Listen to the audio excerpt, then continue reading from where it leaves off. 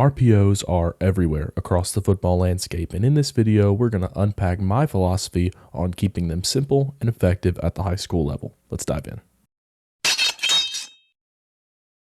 So we're looking at a simple RPO approach. Ideally, RPOs that can fit in any offense. So starting off, I like to think about, why are we going to do anything? Generally, I think about whenever we're going to add something to an offense, we're probably taking away something else. So we just avoid having too much in. And I think RPOs can definitely be worthwhile, whether you're in the most run heavy offense, 23, 32 personnel. I think we can get stuff out of RPOs.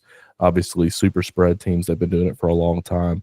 But I think that RPOs have a great fit for any offense. And for me, it really starts with allowing answers to defensive problems without burdening the offensive line. So the way that especially the Shanahan McVay system works is the offensive line makes calls based on where the defense is at. That even includes the secondary so that they can make sure that they get the most important defenders accounted for. Well, in high school, we can have an issue with that, just the offensive line having to need to know so much. And so this kind of allows them to not have to have all the answers to everything. They can know, we can recognize a front, maybe with a tight end or a fullback. We can know how we're going to be 6 for 6. And then it's the quarterback's job to find number 7 or number 8 and give the answers off of that. Or, it's my job to see it and alert him to something. We're going to get into all that. But the offensive line doesn't have to fix the problems for a defensive front with the RPOs. It's also a way to keep skill players happy in a run-heavy offense. Ideally, for me, if I get about 60 plays, then I would like 40 to 45 of them to be run plays. And then most of the other 10 are going to be some type of play action or keeper or quick game, nothing super vertical. That's just my philosophy, but this would be a way to keep the skills happy. And when I say 45 run plays, maybe 15 to 20 of those are RPOs that don't always get handed off. So this can be a way to get more players, more touches, even if you want to be a run-heavy base. And it does force the defense to play option responsibilities, whether they know it or not. Hopefully they don't know it and they don't fit the defense right, fit the run right. But it does force them to be a little more sound defensively than just turning around and handing the ball off. So looking at two different types of RPOs, we have what I call run alerts. These are pre-snap RPOs that either I or the quarterback can alert pre-snap based on either numbers or matchups on the perimeter. Then we have run solutions, which are post-snap RPOs. We're solving the problem of an unblockable defender. Not necessarily unblockable in that, we don't have he is too good for us to block. That would be more of a read option thing for me. Unblockable as in we don't have a hat for him in the blocking surface. Now, when we're talking about RPOs, I want to make sure we're on the same page too. What we're not talking about, we're not talking about read option, which is that first level give or keep read, zone read, power read.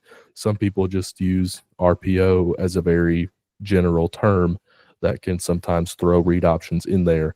And I want to make sure that, I'm upfront that we're not talking about those. Also not talking about run screen options, which is that read option where you've got a screen or a pitch read for the second option, zone triple, modern day triple option, or common things that those get called. That's not what we're talking about tonight. We're talking about quarterback is either handing it off or he is throwing it to a receiver. So this simple approach is what I base my RPO philosophy on.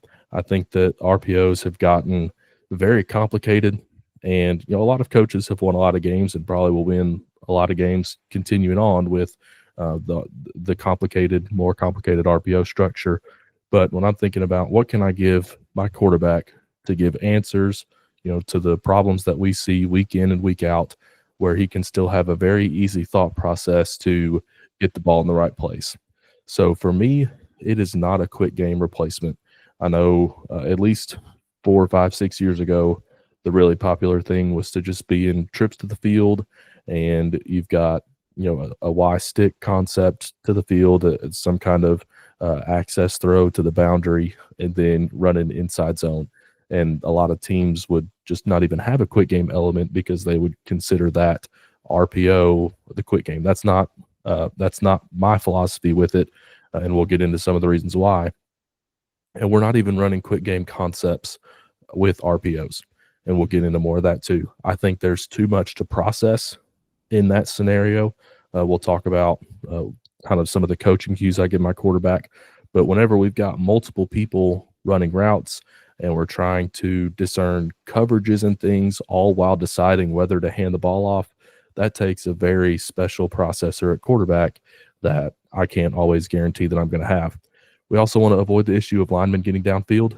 It seems like refs don't really call it, but eventually it's going to be called. It may be in 5 years. It may be in, maybe next season they decide to emphasize something different every year in my area at least. But I know at some point linemen are going to be getting called downfield on RPOs, and I want to make sure that it's not going to totally wreck my offense when that happens. So one stimulus, one response, that is a coaching point from Andy Kotelnicki, Penn State offensive coordinator. And I think that is probably the perfect way to sum up what RPOs are for me. Now, he still does some of the quick game concepts like fade out or things like that with RPOs. But I like this idea of one stimulus, one response, and I'm kind of adapting that to what it means to me and for my offense. So one stimulus for me means that we have one key for the quarterback. When he snaps the ball, there's one person that he's looking at.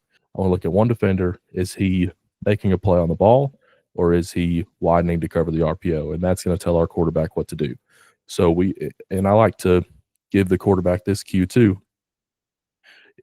We're only throwing it if he's making a play on the ball carrier. If he is flat-footed or if he's sinking to cover the RPO, we're giving it. The only time we are not giving it is if he is just screaming to tackle the running back, to tackle the ball carrier. If he is not going to keep us from getting 4 yards on this play, we're handing it off. So it really can help the quarterback's frame of mind in that, there's only a very specific scenario in which we're not handing this ball off. And that is if whoever we're reading, if he is just diving into the box. If he's not just making a beeline for the ball carrier, we're handing it off because it is a run play. We do want to protect the run. That's one of our goals. And that's our one response. So we are reading one defender. If he is screaming to the ball carrier, then we can throw it. But if he's doing anything else, we're handing it off. But the one response is that we're also only throwing to a specific receiver. We don't have a Y stick concept out there. We don't have what the Shanahan system calls Patriot, but a lot of people call it shock, where it's basically slot fade with a quick out from the number 3 from trips. We're not running that as an RPO. We've got one receiver. So if the quarterback is going to pull it and throw, he knows exactly who he's throwing to. There's not a concept that he has to read. I'm either handing this ball off or I'm throwing it to this receiver based on what the read key does. So the quarterback's going to know who this receiver is based on the concept. I probably should have put tag there instead of concept, because concept kind of has connotations of multiple people doing things, but it's really just a tag to a run play. A couple of cues for the quarterback. We can live with the give, and when in doubt, give it out. It is a run play first, and like we kind of talked about at the beginning, it's either we are alerting something else based on numbers or matchups, or we have a solution in case a defender is that we don't have a hat for is making a play on the ball. Now, this was part of a clinic that I put on for my Substack Wide Zone Warriors subscribers. In the rest of the clinic, we dive into specific concepts and exactly how they attack defenses. You can get it for free at the link in the description below.